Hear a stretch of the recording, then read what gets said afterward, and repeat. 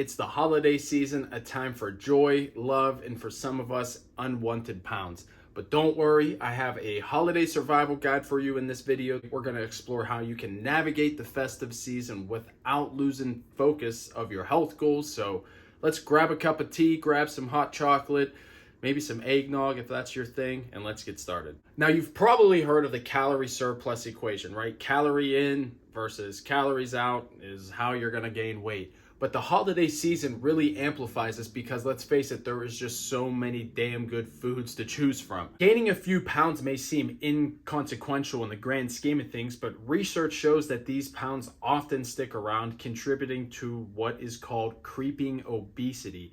And what is creeping obesity? If this is not a Halloween term, it refers to the gradual weight gain that occurs over the period of years. Now, while the weight gain during any single holiday season may be minimal, the cumulative effect over several years can be significant, and this is particularly concerning because long-term weight gain is associated with a variety of health risks, as we know. We have everything from pies, cookies, endless trays of finger foods. You know, when you go to those holiday parties, you know how it is. But the thing is they're not just tasty, they are literal calorie bombs just waiting to explode on your waistline. Now let's switch gears and talk about some tips to navigate this caloric minefield. Your first tip is to be mindful of your portion sizes. Instead of loading up on your plate multiple times, try to stick to one serving and fill half of your plate with veggies and protein and not all that extra bread and all the other good stuff. Opt for healthier alternatives, right? Go for the fruit salad over the pecan pie, or opt in for lean proteins over the fattier cuts of meat. Really watching your weight, make sure that you're planning ahead.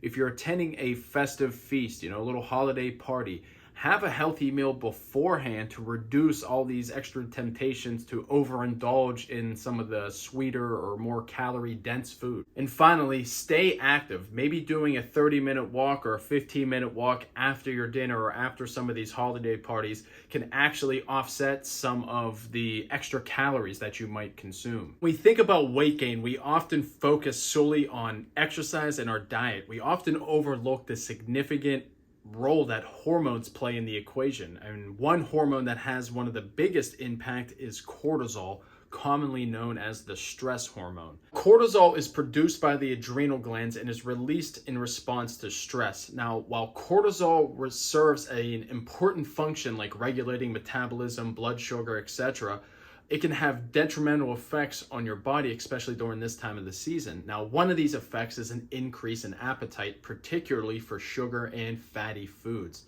This is because cortisol triggers a fight or flight response, and your body thinks that it needs to refuel after this stressful event. And if you haven't expended any calories, you're just gaining and adding more to that equation. Now, the holiday season, while joyful, can be fraught with its stressors, right? There's the pressure of finding the perfect gifts, the logistical challenge of who's holding the holiday party, right? Who's holding the holiday party? Let me know in the chat. If you're really stressed out, it's just perpetuating the cycle, right? The more stressed out you are, the more cortisol you produce, leading to an increased appetite and potential overeating. It can just lead to further stress, perpetuating the cycle over and over again. So one of the things that you could do is, get some stress reducing activities, something like yoga, breathing exercises, meditation. This all helps. Even if just a couple minutes a day could really change the way that your body is producing cortisol. Making sure that you're sleeping maybe 7-8 hours a day. What is your sleep schedule like? Are you focusing on sleep? Are you exercising at all? Just having a 30-minute walk or just really focusing on time where you're burning calories can be really beneficial, especially at this time of the year. And then really just be mindful of what you're eating, right? Just try not to eat so fast, maybe not go for the special cheesecake that's there. And if you do, maybe chew it a little bit more slowly, savor each bite. And then this can also help you reduce your cortisol level. And this brings me to my next point, because the holiday season coincides with colder weather, shorter days, making the prospect of outdoor activities less appealing. Additionally, now you add in your shopping, your holiday parties, your planning, your socializing. It can be impossible to stick to a regular exercise routine. And this reduction of your regular physical activity can contribute to, obviously, your holiday weight gain, and this is how it starts to creep up. As the temperatures drop, so does your motivation, right? Let's be real. Whether it's your morning jog that you used to go on to, your afternoon bike ride, or maybe just how you used to walk the dogs, that might be challenging now that the weather starts getting colder. And what ends up happening is we shift more towards a sedentary lifestyle. And what does this do? It impacts our metabolism. And next thing you know, we're gaining weight over time. And we know that the holidays are busy, right? We know that it's filled with planning. We know it's filled with shopping. We know it's filled with all these different events. And that's why we start to deprioritize exercise. Well, I'll get there tomorrow. I'll get there next week. But then next thing you know, your exercise and your routine is just taking a backseat to everything. And then that's what ends up happening. It's the domino effect. Skipping your workouts, and then you're reducing the number of calories you're burning, but then you're decreasing the muscle mass, all the gains you made over the time. And so it's important that we maintain a constant routine, right? It can be challenging, but stick to it as much as possible. 1 day, 2 days, 3 days a week, something. Even if you have to opt in for home workout, you can't make it to the gym, there's ways that you can do it and get a good workout, right? You could go on YouTube, you can go on some of my videos, you can go really anywhere, do 10 minutes of something. It can keep you on pace and keep you, from being less stressed out. Let's be real. You're going to these different types of holiday parties. Why not send it to something that is like a Topgolf, or something that's putt-putt, or something that is more activity based in nature? It's a better socializing event than kind of sitting around a desk drinking beer, and it's still fun. But you know what I'm getting at. So keep it on topic. We know that the holiday season is synonymous with social gatherings, family dinners, office parties, potlucks. Now, these are a great way to connect with loved ones. They often revolve around food, making it easier to overindulge. Research indicates that people tend to eat more when they are in social settings, a phenomenon called social facilitation. Now, social facilitation is not a new concept. It's been studied for decades, and it's the idea that the mere presence of others can influence our behavior, including our own eating habits. Now, studies have shown that people can consume up to 50% more food eating with others than compared to eating alone. Now, this is thought to be a combination of factors, including increased time spent at the table, distraction, and just a heightened sense of enjoyment. What is leading to these overeating patterns? Whether it's stress, whether it's nostalgia, whether it's emotional state. Pay attention to the social cues that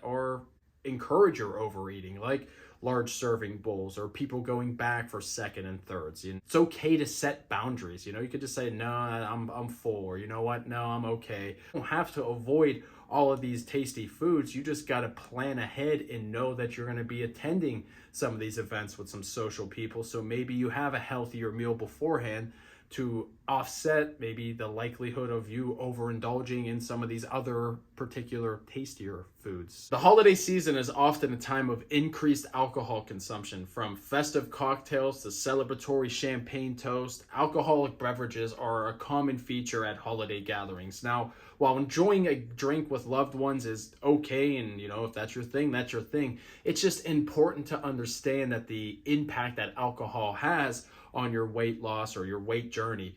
Alcohol can affect your metabolism, right? It prioritizes metabolizing alcohol over other nutrients, which means that fats and sugars are going to be stored rather than burned. And you think about beer belly, you think about around the waistline, you think about these different things. And there is ways that you can combat this. You don't have to just totally say, I'm not drinking. Yeah, you can drink your lighter drinks, or you can make sure that you're drinking clearer drinks. The darker the beer or the alcohol is, the harder it is for your body to metabolize that. So maybe you're doing gin or vodka or something like that, but just keep it limited. You don't have to go get smashed. For every alcoholic drink you have, you supplement it with a glass of water. Keep yourself hydrated. It's the old school way of keeping yourself away from a hangover.